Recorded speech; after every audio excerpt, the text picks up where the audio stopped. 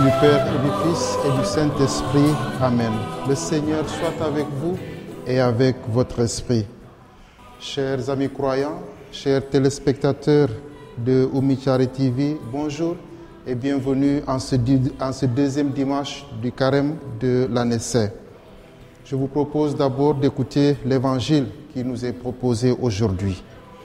Évangile de Jésus-Christ selon saint Luc. En ce temps-là, Jésus prit avec lui Pierre, Jean et Jacques et il gravit la montagne pour prier. Pendant qu'il priait, l'aspect de son visage devient autre et son vêtement devient d'une blancheur éblouissante. Voici que deux hommes s'entretenaient avec lui, c'étaient Moïse et Élie, apparus dans la gloire. Ils parlaient de son départ qui allait s'accomplir à Jérusalem.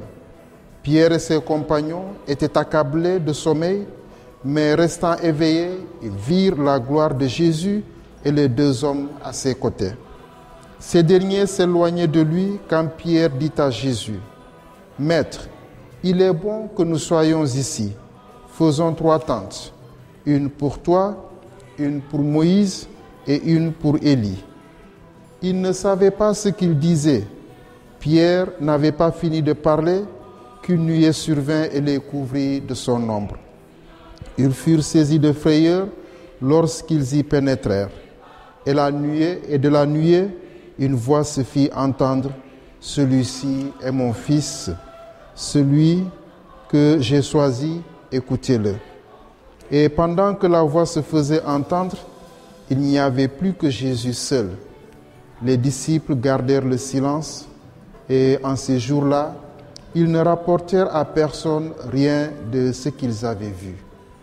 Acclamons la parole de Dieu. Chers frères et sœurs, les textes de la parole de Dieu de ce jour sont là pour nous aider à mieux entrer dans l'esprit du carême que nous avons commencé. Nous voilà à la 2e semaine. Et nous pouvons déjà en tirer une conclusion. Le plus important pour le temps de carême, ce n'est pas d'abord un temps de pénitence et de mortification austère.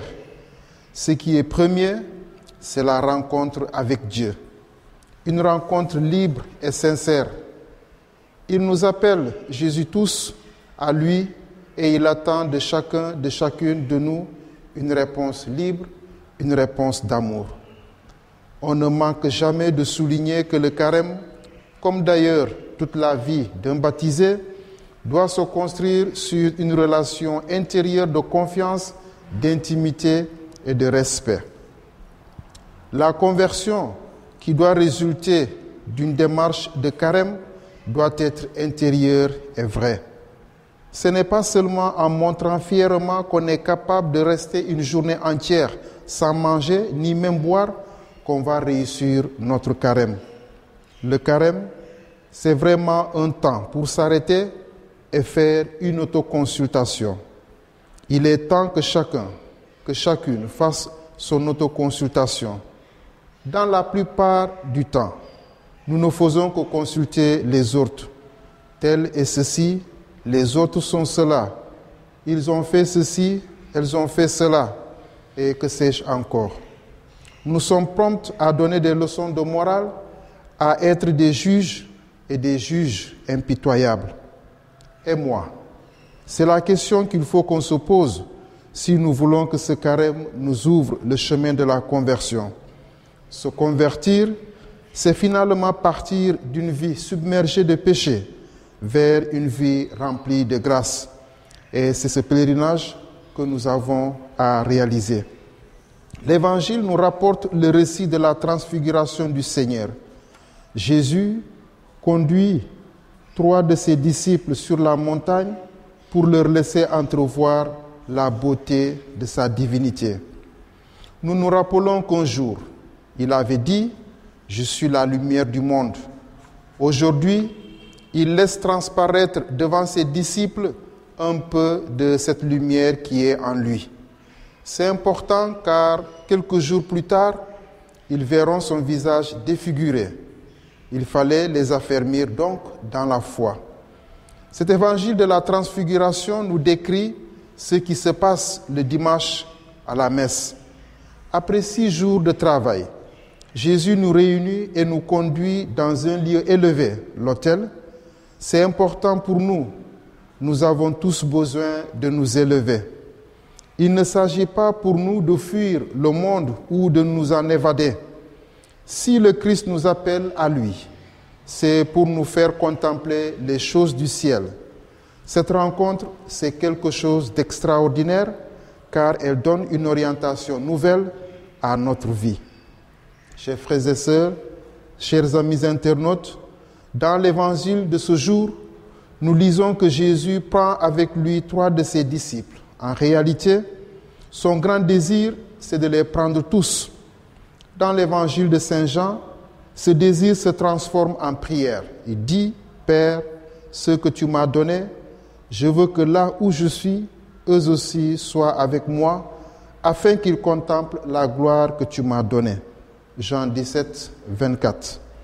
C'est exactement ce qui se passe sur le mont Tabor. Et c'est aussi ce qui se passe au cours de l'Eucharistie. Ce rendez-vous avec le Christ est un événement qu'il ne faut surtout pas manquer.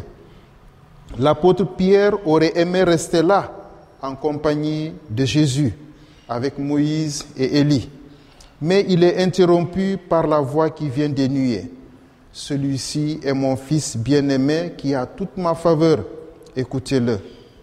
Cette voix s'adresse aussi à nous. Écoutez l'Évangile, c'est la parole la plus précieuse, la plus explicite et la plus lumineuse que le Seigneur nous a donnée. Suite à cette parole, les apôtres se sont trouvés plongés dans une aventure plus sérieuse et plus profonde que ce qu'ils avaient imaginé. Il en est de même pour nous avec l'Évangile. Si nous l'accueillons, nous serons entraînés dans une nouvelle aventure. Elle sera bien plus belle et bien plus grande que tout ce à quoi nous pouvions nous attendre. Avec lui, notre vie peut devenir plus belle et plus lumineuse. Nous ne devons pas avoir donc peur. Le visage de Jésus transfigure les cœurs et le monde. Pour vraiment changer notre vie, c'est lui qu'il nous faut écouter. Il a vaincu la mort, il a fait resplendir la vie. C'est une lumière d'amour qui illumine donc nos yeux. C'est aussi une lumière qui se transmet. Avec l'amour, tout grandit et devient beau. Tout au long de ce carême, chers amis internautes, chers fidèles croyants, le Seigneur nous appelle à gravir la montagne et à nous approcher de lui. Nous devons prendre au sérieux l'appel que le Père nous adresse en nous disant « Écoutez-le », en voulant qu'il écoute son Fils Jésus. Des propositions sont faites dans nos paroisses pour nous aider à être plus attentifs à la parole de Dieu. Des récollections par-ci, des retraites par-là, des marches pénitentielles, des célébrations pénitentielles avec le sacrement de la réconciliation et tant d'autres propositions. Ce n'est pas nécessaire de chercher à en faire plusieurs sans profonde conviction et les brandir ensuite comme un trophée de guerrier. Encore une fois, ce qui est plus important, ce n'est pas la multiplicité des pèlerinages et des récollections, mais plutôt l'enseignement qu'on peut en tirer et qui nous aidera à améliorer notre relation à Dieu et du même coup à améliorer notre qualité de vie avec nos frères et sœurs avec qui nous partageons nos vies de tous les jours. Alors, chers frères et sœurs, chers amis internautes, soyons tous unis dans une même prière.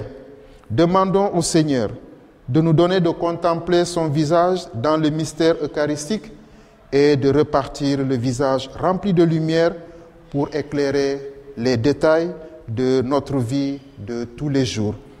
Qu'il en soit ainsi aujourd'hui et pour les siècles des siècles. Amen. Au nom du Père et du Fils et du Saint-Esprit. Amen. Nous vous souhaitons à vous tous un bon dimanche et une excellente semaine. Merci.